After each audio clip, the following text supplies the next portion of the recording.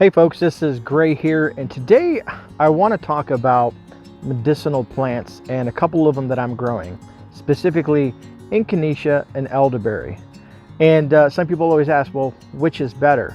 And we're going to touch on Elderberry and Echinacea in this video and just talk a little bit about each one, about the plant and their uses. And then I'm going to give you my final thoughts on either which one or possibly what I think is the best thing to grow, right? And I'm going to be 100% honest with this video. You guys might even know what my thoughts are going to be towards the end of it, just by these wonderful medicinal plants that you can grow.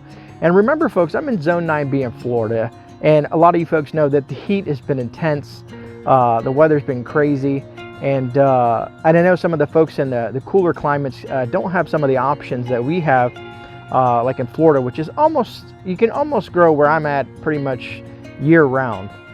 But I just want to talk about these wonderful plants and how beneficial they can be. Something that you can grow from seed. You don't have to spend a lot of money, and these can be very, very beneficial to your health, instead of having to go out and do other things. Because in the video that I just released a day or so ago, I talked about antibiotics and how to stockpile those, and the companies that offer that.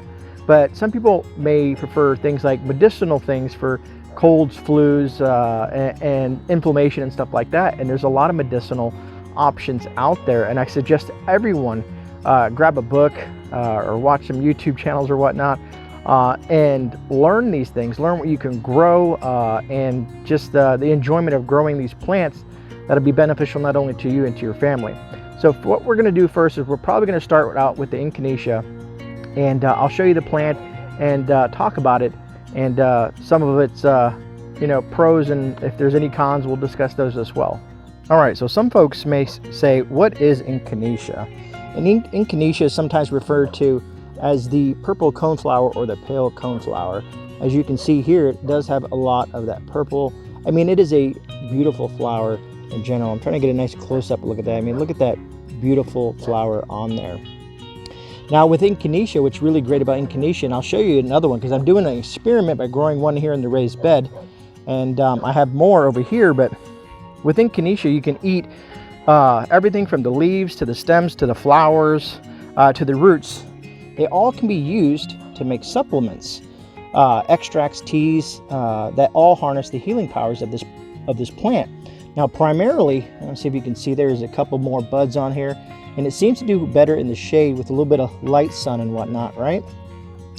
And a lot of this is used, basically its healing powers are used for an infection fighter like the common cold and the flu. Echinacea also lowers the risk of developing colds by more than 50%, basically shortening the duration of the common cold. And some people say it's even more effective than Tamiflu, something that you would have to pay for and go to the doctors and whatnot for, but just to kind of throw that out there. And it's also very high in antioxidants and strong anti-inflammatory properties. I don't know, I'm trying to get the sun out there so you can see there's all these little buds on here on the purple coneflower. Trying to get the shade out there. Sometimes the phone won't focus enough. I even have some back here that you can see there. But that's just kind of a quick breakdown of the Echinacea. Like I said, I'm trying to put this one here and see how that one does. And then, like I said, this one over here in the raised bed, like I said, it's just beautiful. And I got some more buds coming on here. And once these things are done, we're going to go ahead and make some Echinacea tea out of this, stuff like that. And I'll show you that process. All right, so let's kind of move into the elderberry. All right, so some folks may ask, what is elderberry? All right, so elderberry is sometimes referred to as the American black elderberry or the common elderberry. It is the fruit of the, if I say this right, Sambuscus tree, if I got that right. And the difference between this plant here, this is my elderberry right here that's growing, and if a lot of you guys have been following me for quite some time, have seen this thing go from just a little sapling into what it is now. I'm getting ready to transplant this into a 30-gallon bucket as well. But opposite of the Echinacea, all this is going to make this is funny. All parts of the plants are poisonous except for and we don't have any yet, but when it does, I will show you guys that. But except for the white flowers and the dark purple berries that this plant produces. So the only thing that you can consume off this and turn it into something medicinal, again, is the white flowers and the dark purple berries. And they're both made, are used to make delicious treats like drinks and pies, jams and syrups and all kinds of stuff like that. Syrups is what I usually focus on, but if you ever had elderberry jam, it's great. I have some in the fridge right now, but it is doing well even here in the Florida heat. And elderberry is packed with a lot of powerful vitamins and minerals and key nutrients that promote general wellness and strengthen your immunity. I use a lot of this during the CV epidemic, and it worked well for me. I don't know if you guys can see the height of the plant there, and it's only in, I think it's in a 15 or 20, maybe a 20 gallon thing right there next to my jasmine plant. But it's growing very, very well in the Florida heat. Now, one really cool thing about elderberries in general is they hold about 870 milligrams of vitamin A, 406 milligrams of, I think it's potassium, about 52 milligrams of vitamin C, 9 milligrams of folate, 55 milligrams of calcium, and I think is it 2.3 or 2.4 milligrams of iron. Now that's per cup of elderberry, let's say a cup of elderberries or whatnot. Elderberry is also rich in fiber and supports the digestive system, and also has a variety of antioxidants. So to fight stuff like the common cold and the flu and whatnot, this is the way to go. So as you can see, the elderberry plant and the Echinacea plant are very, very powerful plants that you can grow, at least here in Florida, and I'm assuming in a lot of other places as well.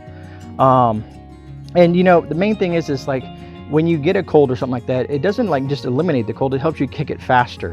There's a lot of science research out there, and I employ everybody to go out and do some research, but it helps you kind of kick that common cold faster. Anyways, just to kind of touch on the elderberry, and once this thing starts to bloom and I start getting elderberries from this, we'll go ahead and process that and show you that whole thing as well. And once it starts to bloom, I'm going to of course do some videos on that as well, so look forward to that. But now here's the question, and of course let's go say hi to Wyatt real fast, because he has to have his few minutes of fame on camera. And there you go. What are you eating on? Tell everybody on YouTube what's in your mouth, because you are an interesting character that can find anything and be happy with chewing on it. But anyways, that's Wyatt, everybody, if you haven't met him yet. He is the garden dog / hunting dog / family pet / great companion. All right, so the question is which herb is best, elderberry or Echinacea? Let's talk about it. So that is a big question that I've been asked. It's been asked amongst a lot of people in the community in regards to, which herb is best, elderberry or Echinacea. Well, to be honest with you, and from my perspective, and I'm assuming there's a lot of other herbalists and stuff like that would tell you probably the same, and I'm no herbalist. I'm just a prepper / gardener kind of person. But when it comes down to, like, let's say, which is the best to build immunity and to fight off infections and boost overall health, honestly, the answer isn't so simple, because elderberry and Echinacea work great in combination, because they're both great. So they work as a pair, and that's kind of why you might want to try to grow both like I'm doing, as well as other medicinal herbs that you can grow out there. But because they can be used in conjunction with one another, basically as a natural like infection fighters and more, And what I mean by that is basically Echinacea benefits make it best as preventative measures in regards to when you're sick and whatnot, right? While elderberry is best when an illness is already present. So Echinacea is like to prevent, from you getting sick, and the elderberry is if you do get sick, it helps you kick that situation, helps build your immunity. And like I said, there's a lot of information out there how to interact with white blood cells and stuff like that. But me, I take a shot of elderberry syrup every morning. It's just something that I do, and whenever I do get sick, I take 2 shots of elderberry syrup to help, kind of beat that thing. And from my perspective, it works well. Plus, I love, like I said, elderberry jam on toast and various other things and whatnot. But so to be honest with you folks, that's the true answer, is they work great in combination as a pair of herbs that you can grow in your garden and whatnot. And you know, some people will use Echinacea as an ornamental, you know, in their yards and whatnot, because you know, when they come up, they have that beautiful purple flower, and it's just gorgeous. And once the flowers start to die off, you cut them, you harvest them, and of course you want to process and dry them out, and then you can make that into teas and whatnot with Echinacea. And of course the elderberry is a whole different process. There's some great videos on YouTube that I've watched, folks, you know, harvesting a bunch of elderberry and turning it into jams and syrups and whatnot. So if you can't wait for me to show you that process, there's a lot of other great content creators out there that have that option as well. That being said, I'm really looking forward to your thoughts on Echinacea and elderberry. And I'd also love to hear some of you folks out there, like what other plants are you growing in regards to medicinal plants out there, your herbal remedies. I know there's a lot of folks out there that grow a lot of medicinal plants.